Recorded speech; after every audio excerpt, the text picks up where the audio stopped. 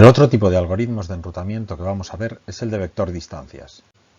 Este algoritmo se basa en la ecuación de Bellman-Ford, que define el coste de la ruta de coste mínimo de x a y calculando todas las rutas y quedándose con la mínima. Para ello, y tendrá que sumar lo que le cuesta llegar a cada vecino, v, que lo sabe, con lo que éste le diga que le cuesta llegar al destino x. Si vemos el ejemplo de antes, la distancia de u a z será el mínimo de las tres posibles rutas. Si va por su vecino v, que le cuesta 2, este además le dice que a él le cuesta llegar 5. Por lo tanto, 2 más 5, 7. Le costaría ir por v. Si va por su vecino x, que le cuesta llegar 1, este llega a z en 3. Así que el total de esta ruta sería 4. Y si elige ir por su vecino w, que le cuesta 5, llegar a él, sumados a los 3 que le cuesta w llegar a z, sale una ruta de 8. Por lo tanto, la ruta mínima será ir por x, que le cuesta 4. Para implementar el algoritmo, cada nodo mantendrá un vector distancias con las estimaciones de coste de sus vecinos y guardará también los vectores distancias que le envíen sus vecinos para poder calcular las rutas. De esta forma, de manera asíncrona, de vez en cuando, cada nodo envía su estimación de vector distancias a los vecinos. Cuando un nodo recibe una nueva estimación de un vecino, actualiza su propio vector de distancias. Esto hace que este algoritmo sea distribuido y cada nodo notifique a sus vecinos solo cuando cambie su vector de distancias, bien porque un vecino suyo haya cambiado el suyo, bien porque haya cambiado el coste de algún enlace. Veamos un ejemplo con esta sencilla red de 3 routers, en la que todos son vecinos. Al principio, cada nodo tiene su tabla con su propio vector de distancias a sus vecinos. X tiene su vector de distancias, Y su vector de distancias y Z su vector de distancias. Este vector se lo envía a sus vecinos. Por ejemplo, X recibe de Y y de Z este vector. Cuando lo reciben, por ejemplo en el caso de este nodo X, recalcula sus distancias a los nodos teniendo en cuenta esta información que le han proporcionado sus vecinos y la ecuación de Bellman-Ford. De esta forma, X ve que para ir a Y le sigue costando 2 yendo directamente, pero que para ir a Z, Y conoce un camino que llega en 1 y como a X le cuesta 2 llegar a Y, en total serían 3. Mucho menos que 7 que le costaba llegar antes directamente. También Z tiene que actualizar su vector de distancias con la nueva información. Como X y Z han cambiado sus vectores de distancias, se los vuelven a enviar a sus vecinos y se vuelve a calcular. Parece que ya hemos llegado a una situación estable en la que no se cambia ningún vector, por lo que ya habríamos terminado. Pero ¿qué sucede si cambia el coste de algún enlace? Pues el nodo tiene que actualizar su vector distancias y decírselo a sus vecinos. Si el cambio es a mejor, todo suele estabilizarse rápido como vemos en este ejemplo, donde Y detecta que su enlace X le costaba 4 y ahora pasa a costar solo 1. Actualiza su vector distancias, que dice que a X le cuesta 1 y a Z le cuesta 1,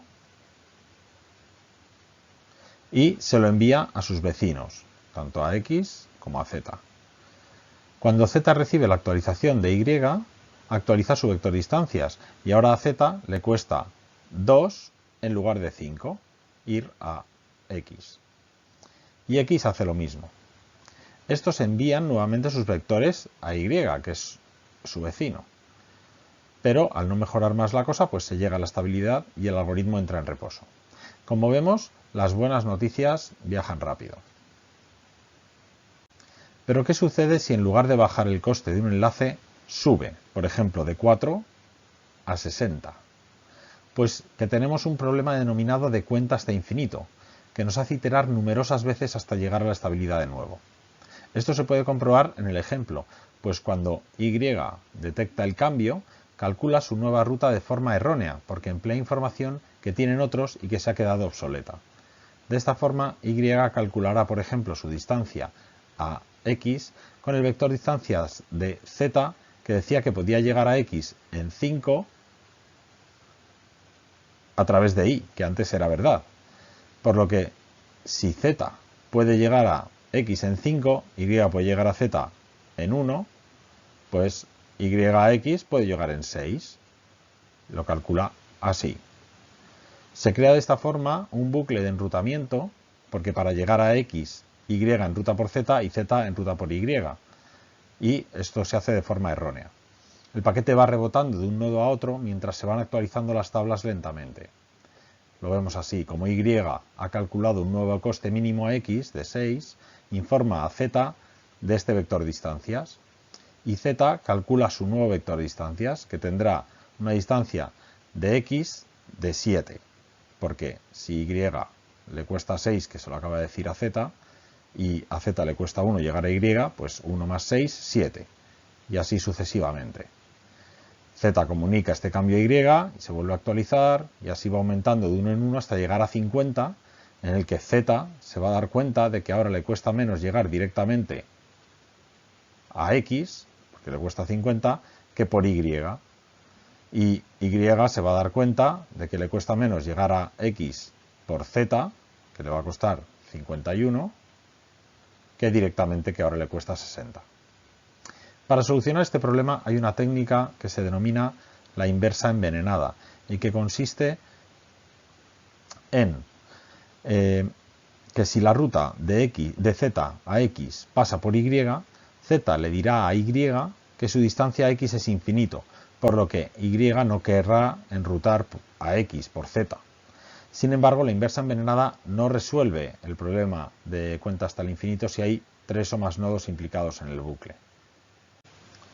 Si comparamos los algoritmos de estado de enlaces y de vector de distancias vistos, vemos que en complejidad, por envío de mensajes entre nodos, el de vector distancias es mejor, pues se envían mensajes solo entre vecinos, aunque también variará dependiendo de la convergencia. De hecho, la velocidad de convergencia de ambos algoritmos es variable, porque mientras en estado de enlaces puede haber oscilaciones, en vector distancias pueden producirse bucles de enrutamiento.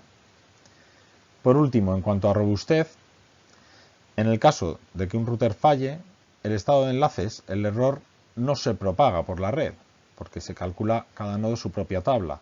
Sin embargo, en vector distancias, el error se puede propagar por toda la red.